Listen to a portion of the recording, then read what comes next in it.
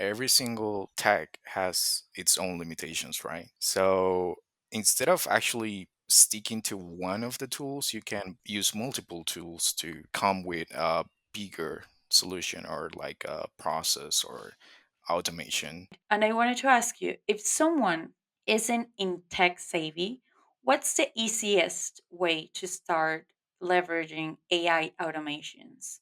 Oh, you can use the same AI. So, Yeah. I mean, it's easy to say, but something that they taught me on this LinkedIn training is that the way that ChatGPT, because in that time it was only ChatGPT works, is that when you prompt it, you're actually telling already ChatGPT what the result should be. So you have to be super detailed on what you want. If you want to have communication assertive, like assertive communication, if you want to have it like 200 characters or over 2,000 characters, you have to tell AI how you want it. So that being said, you can also tell AI, okay, if I want this result, if I need this to be done, how can I actually prompt you to obtain that result? And the AI is going to tell you the prompt, and you just use the prompt to actually get the result. So if you're not tech savvy and you want to use AI, ask AI how you can actually use it. For example, last time with DeepSeek, I actually asked DeepSeek, how can I use you? Like, what are your advantages and your disadvantages? Where are you better than other tools? What you perform better than other ones, or at what you perform best? What are you actually good for? Welcome to the Hard Hot Podcast, your go to guide for mastering remote work and advancing your career. Whether you're in Latin America or anywhere in the world, we're here to equip you with tools and insights you need to thrive in today's job market. I am Jess Torres. And I'm Gaby Morales. Let's dive in and unlock the endless possibilities of remote work.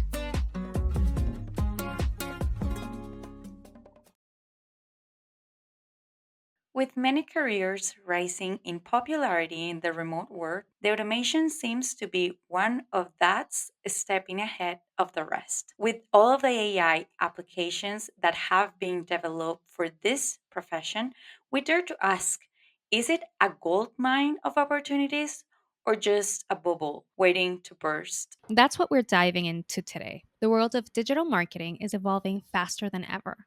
And with remote work becoming the norm, it's opening doors for professionals everywhere. But how do you break into this space and thrive? To tell us his experience and guide us through this experience, we have Luis Mera, a remote digital marketing and automation specialist with over 5 years of experience working for US based companies.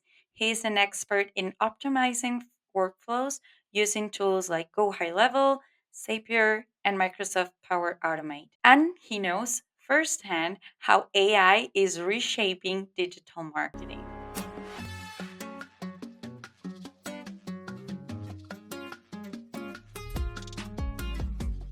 Luis, welcome to the Hired Hub.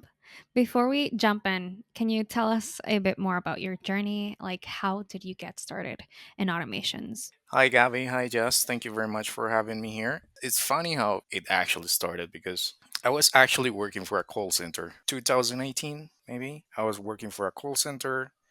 I quit my job for that time because I was actually not happy at all. That was for December. I wanted to spend time with my family, with my relatives, and I wanted to travel with them. And I quit because I was not able to balance between my family, like family time or friends, or my personal time, with the job, with working, right? And I was actually in my bed thinking, what was I going to do? For that time, I remember that one of my friends, I met her a couple of years ago before that, and she had a boyfriend for that time. And this guy had um, like his own company or startup. And he was basically training people to meet with US entrepreneurs and work for them as VAs, virtual assistants. So I was like, okay, you know what? I'm just gonna text her and ask her, hey, I'm looking for a job. Do you remember this guy?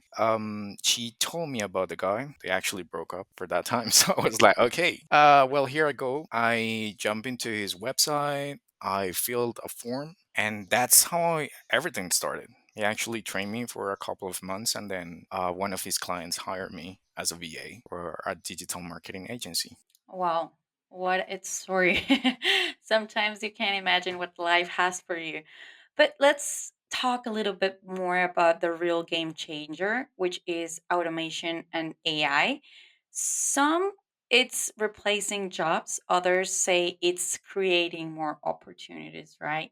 Yeah, in that sense, Luis, you work with automation tools daily. Like, in your experience, where do you see the future of automation heading with this imminent and really just fast growth of AI? Um, so I don't want to mention this, but I mean, I wouldn't like to, but I have to say that it's gonna be rivalry. Like, everything it's about sometimes war or like competitions here in life. And now I'm looking at the competition on AI. So for example, everything started with ChatGPT, right? And with the open source code. And every single platform right now offers you AI tools. There's for marketing, there's for scheduling, there's for VAs, there's for recording, there's for everything. And every single platform wants to have like the best tool to offer the users or the clients. Right now, there's competition between ChatGPT, Copilot from Microsoft, Gemini. Now we have DeepSeek. Uh, which by the way it's amazing. Yeah, I used it today for my first time.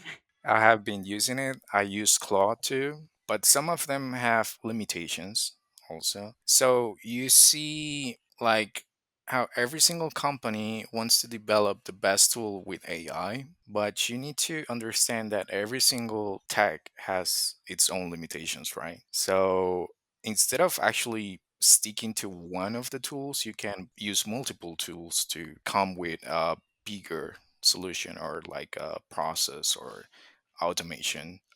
So, for example, many times I use ChatGPT with Claude and with DeepSeek or with Copilot just to perform different tasks. I know that, for example, right now they're trying to work on some ethical or compliance for AIs because, well, for example, there's this super good story or example of how universities here in Colombia are actually using AI to search for people or students that use AI tools to create articles. So, for example, my girlfriend, she studies psychology, and she actually wrote an article, scientific article for a magazine. And she told me that her teachers actually try to run this entire article through AI to check if you're trying to replicate other articles or it's not your own hand that it's creating this. So there you have like this kind of use for AI.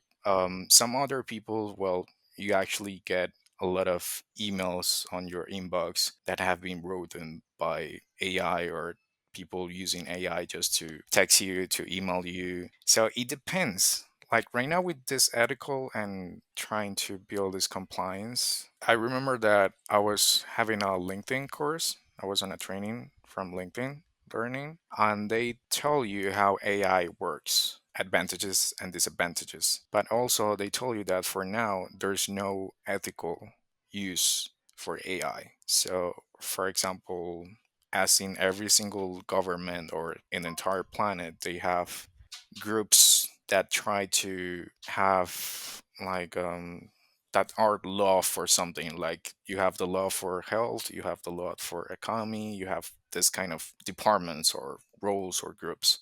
But for AI, nothing is actually built. And AI it's growing so fast that you can do whatever you want with AI. You can even tell the AI just hack this computer. You can actually create a script just as I do with AI just to perform a task that I mean you will need knowledge on coding from a web developer just to create that script, but just with AI, you can just do it, right? So they taught me about this issue with AI and not having ethical rules for the use of it.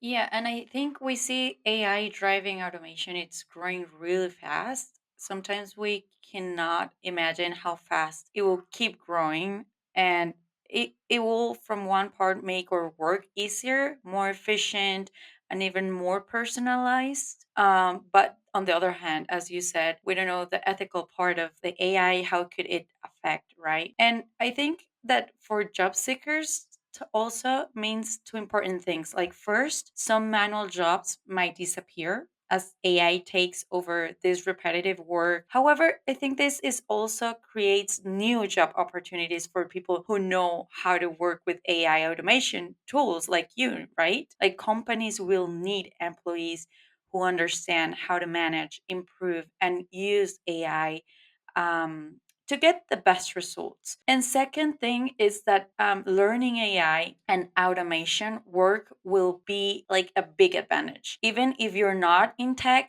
you can still benefit from knowing how AI tools help us with tasks like marketing, project management, or even customer service. I think the key is to stay open and to keep learning and keep updating your skills, and also be ready to adapt. Like, employees will always value people who can think critically, like solve problems and use technology, especially right now in this era, to be more productive. So I sometimes people think AI is here to replace humans, but not at all. I think it's here to make work even smarter. And the best thing about us job seekers that we can do is just embrace it, learn how to stay ahead of the curve. Like, this will help us to keep learning. So if you're listening to this episode and you're afraid of AI or how automations will change the future, I'm going to tell you, don't worry and just keep learning. Probably it's going to be hard to learn sometimes, but I think it will give you an advance over other people that won't know anything about AI. So, Luis, thank you for that. I think it's really important to have that in mind. And I wanted to ask you, if someone isn't in tech savvy, what's the easiest way to start leveraging AI automations? Oh, you can use the same AI. So, Yeah.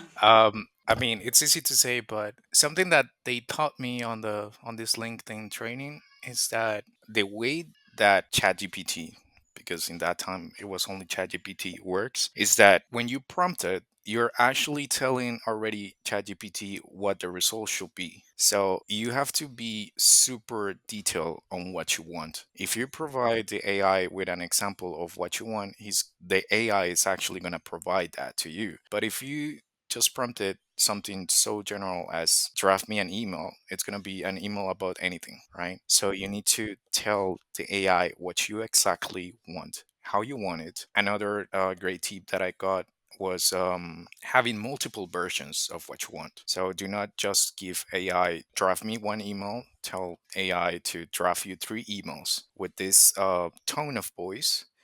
If you want to have communication assertive, like assertive communication, if you want to have it like 200 characters or over 2000 characters, you have to tell AI how you want it. So that being said, you can also tell AI, okay, if I want this result, if I need this to be done, how can I actually prompt you to obtain that result? And the AI is going to tell you the prompt, and you just use the prompt to actually get the result. So if you're not tech savvy and you want to use AI, ask AI how you can actually use it. For example, last time with DeepSeek, I actually asked DeepSeek, how can I use you? Like, what are your advantages and your disadvantages? Where are you better than other tools? What you perform better than other ones, or at what you perform best? What are you actually good for? How can I use you? For example, Claude, you know that it's super great at analyzing files or analyzing text, but you cannot share with Claude a website link. Perplexity, instead, it's super good at searching on the web. articles or scientific. ChatGPT is, Giving data. yeah, even data. ChatGPT is great at creativity. Like it's the best one at creativity. So you need to use AI, and you need to ask AI like, how can I use you? What are you good for? Um, Sorry to get back to this, but just mention something super good, and it's how can you use AI to when you're actually trying to look for a job? Something that I did on when I was looking for a job was this tool. It's an extension called Career Flow, and it's AI, and it reads your profile, your LinkedIn profile, and tells you how to improve it. So they analyze your profile picture. They tell you what's the best profile picture that you can have. They tell you about your resume or your CV. They tell you what you're missing on your LinkedIn profile. If you pay for it, they actually give you like more tools or insights on how to actually improve your LinkedIn profile. And that's something that actually I used to get some of the jobs that I got. The use of I know by firsthand that companies are looking for someone that works with AI because I was on an interview with a company and they loved everything about the CV, but they told me we want you to work with AI with us because I mean sometimes people doesn't really go to an interview and they tell the person that it's interviewing them, I work with AI. I know how to use it. I use it every day.